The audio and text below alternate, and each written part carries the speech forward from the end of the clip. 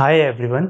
GST act में अगर आपके अगेंस्ट कोई ऑर्डर पास होता है तो ऐसे केस के अंदर आपके पास एक स्टैट्यूटरी रेमेडी अवेलेबल होती है अपील के फॉर्म के अंदर। लेकिन आपको ये जो अपील फाइल करनी होती है इसके लिए 4 महीने का टाइम दिया जाता है और अगर आप इस 4 महीने के अंदर भी अपनी अपील फाइल नहीं करते तो आपकी ये स्टैट्यूटरी रेमेडी लैप्स कर जाती है। जिस किसी की भी ये स्टैट्यूटरी रेमेडी लैप्स कर जाती है उसका एक क्वेश्चन हमेशा ये आता है, क्या कोई और तरीका नहीं है जिसके थ्रू ये अपील फाइल की जा सके।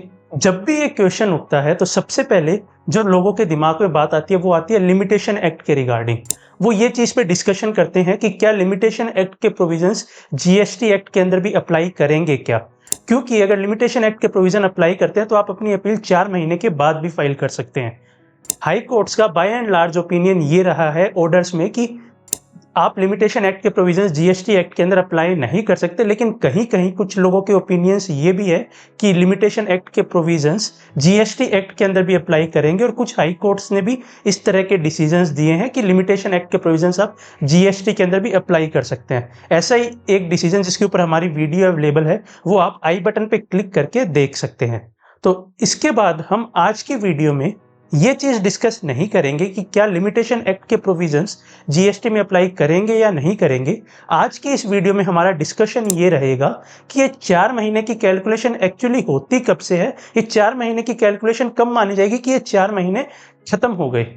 क्योंकि हमारा मेन पॉइंट ये इसलिए है, जनरली जो केसेस हमने देखे हैं उसके अंदर ये होता है कि लोग 4 महीने में अपील इस वजह से फाइल नहीं कर पाते क्योंकि उन्हें पता ही नहीं लगता कि उनके अगेंस्ट कोई ऑर्डर पास हो गया है, या फिर दूसरे केसेस जहां पे लोगों ने पता लगते हुए भी कि ऑर्डर पास हो गया है फिर भी वो अपनी अपील फाइल नहीं करते।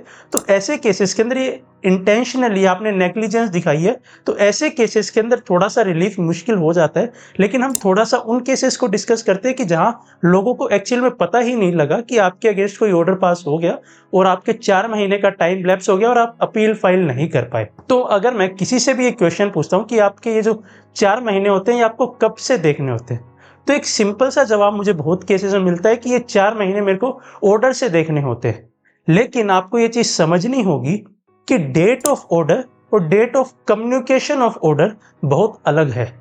अगर मैं आपको ये चीज समझाना चाहूं तो वो आप इस तरह से समझिए कि जो ऑर्डर आपने आपके अगेंस्ट पास हुआ वो एडजुडिकेटिंग अथॉरिटी ने एक पोस्ट के थ्रू आपके पास भेजा। ऑर्डर मान लीजिए कि 16 मार्च को पास हो गया, लेकिन उन्होंने जब पोस्ट की और वो आप तक वो ऑर्डर पहुंचा उसे पहुंचते पहुंचते 22 मार्च हो गई। तो ऐसे केस के अंदर डेट ऑफ ऑर्डर तो 16 मार्च हो गई, लेकिन आपकी date of communication of order 22 March है, क्योंकि आपको उस ऑर्डर के बारे में 22 मार्च को पता लगा। तो जो आपकी डेट की कैलकुलेशन है, 4 महीने की डेट की कैलकुलेशन है, क्या वो 16 मार्च से होनी चाहिए, डेट ऑफ ऑर्डर से होनी चाहिए, या date of communication of order से होनी चाहिए, 22 मार्च से होनी चाहिए। दूसरी मैं आपसे बात करता हूं कि मान लीजिए कोई पर्सन है, उसने अपना जीएसटी में रजिस्ट्रेशन कैंसिल करा दिया, वो कोई बिजनेस कैरी आउट नहीं करता, उसने वॉलेंटरली जाके अपना जीएसटी में रजिस्ट्रेशन कैंसिल करा दिया। मान लीजिए अगस्त 2023 के अंदर उसने अपना जीएसटी में रजिस्ट्रेशन करा दिया। आज जाके उसे मार्च 2024 के अंदर जीएसटी के पोर्टल के ऊपर कोई ऑर्डर उसके अगेंस्ट पास हो जाता है और उस ऑर्डर पास होने के बाद 4 महीने का टाइम भी खत्म हो गया और वो उस वजह से वो अपनी अपील फाइल नहीं कर पा रहा और उसे आज पता लगता है कि उसके अगेंस्ट रिकवरी प्रोसीडिंग्स भी शुरू हो गई है।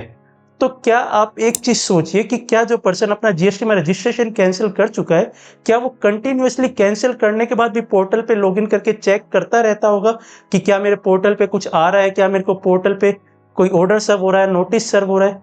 तो क्या ऐसे केस में मान लिया जाएगा कि क्या वो नोटिस ऑर्डर कम्युनिकेट हो गया है। तो ये क्वेश्चंस हमारे सामने आ जाते हैं जब सेक्शन 107 की तरफ मैं जाता हूं।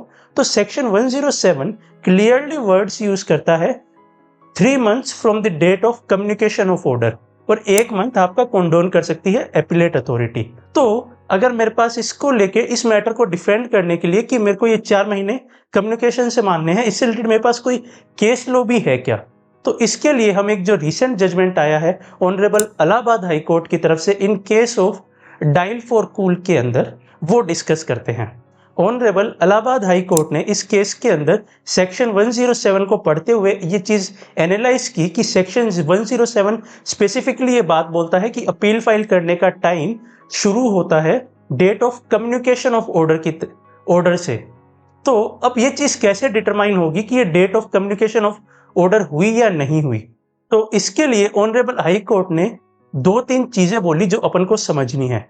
सबसे पहले ऑनरेबल हाई कोर्ट ने ये बात बोली कि जब भी कोई एपीलेट अथॉरिटी ये चीज़ डिटरमाइन करेगी कि टाइम लैप्स हो गया है अपील फाइल करने का या टाइम लैप्स अभी तक नहीं हुआ, तो वो उसके लिए कुछ चीज़ें देखेगी। सबसे पहले वो देखेगी जो नोटिस सर्व किया गया है उसका मोड क्या है, नोटिस सर्व करने किस मोड से नोटिस सर्व किया गया है, क्योंकि सेक्शन 169 जो है वो डिफरेंट मोड्स बताता है जिसके थ्रू एक नोटिस सर्व किया जा सकता है। तो सबसे पहले एपीलेट अथॉरिटी को ऑनरेबल हाई कोर्ट ने बोला कि वो ये चीज देखेगी कि किस मोड से नोटिस सर्व किया गया। दूसरी चीज वो ये चीज देखेगी क्या सर्विस कंप्लीट हो गई क्या। मान लीजिए अगर वो नोटिस पोस्ट के थ्रू जा रहा है तो क्या वो पोस्ट पहुंच चुकी है क्या। तीसरी चीज उन्होंने बोली ऑनरेबल एपीलेट अथॉरिटी ये चीज भी चेक करेगी कि क्या ऑर्डर एक्चुअल में कम्युनिकेट हो चुका है क्या। अगर कोई एपीलेट अथॉरिटी ऑर्डर पास कर देती है बिना इन चीजों को कंसीडर किए हुए, बिना इस चीज को डिटरमाइन किए हुए कि किस चीज से ये 4 महीने काउंट होंगे या 3 महीने काउंट होंगे, तो वो ऑर्डर अपने आप में इस लॉ के एस्पेक्ट को, date of communication of order को मिस आउट कर रहा है और उन्होंने ऑनरेबल एपीलेट अथॉरिटी इस रिगार्ड में लॉ को मिस अप्लाई कर रही है। तो ऑनरेबल इलाहाबाद हाई कोर्ट का ये डिसीजन आपके लिए बहुत बेनिफिशियल साबित हो सकता है उन केसेस के अंदर जहां पे आपको एक्चुअली में पता ही नहीं लगा कि आपके अगेंस्ट कोई ऑर्डर पास हो गया है। इसके साथ ही ऑनरेबल इलाहाबाद हाई कोर्ट ने 2 केसेस के ऊपर और डिस्कशन किया अपने इसी जजमेंट के अंदर। सबसे पहले उन्होंने देखा पटेल हार्डवेयर का केस। पटेल हार्डवेयर के केस के अंदर ऑनरेबल कोर्ट ने ये बात कही जो 107 की टाइम लिमिट है उसे देखने के लिए पहले ये चीज इंश्योर करनी होगी कि जो एग्रीव्ड पर्सन है क्या उसे इस चीज का पता लग गया है, क्या उसके नॉलेज के अंदर ये बात ला दी गई है कि क्या एक्चुअली में उसके अगेंस्ट एक ऑर्डर पास हो चुका है। दूसरा ऑनरेबल हाई कोर्ट ने एक रिलायंस प्लेस की डिसीजन पे सिंह ट्रेडर्स के केस के अंदर, जिसके अंदर ये बात कही गई थी कि ये चीज सेटिस्फेक्शन आनी जरूरी है कि डिलीवरी जो नोटिस की सर्विस है वो कंप्लीट हो चुकी है। तो आई होप इस वीडियो की हेल्प से आप बिना उस एस्पेक्ट में जाए हुए कि क्या लिमिटेशन एक्ट के प्रोविजंस जीएसटी एक्ट पे अप्लाई करेंगे भी या नहीं करेंगे, आपके केसेस के अंदर आप डेट ऑफ कम्युनिकेशन डिटरमाइन करते हुए इस चीज का बेनिफिट ले सकते हैं कि आपके 4 महीने डेट ऑफ कम्युनिकेशन से कैलकुलेट किए जाने चाहिए, ना कि डेट ऑफ ऑर्डर से। So I hope this video helps. Thanks for watching. Stay tuned.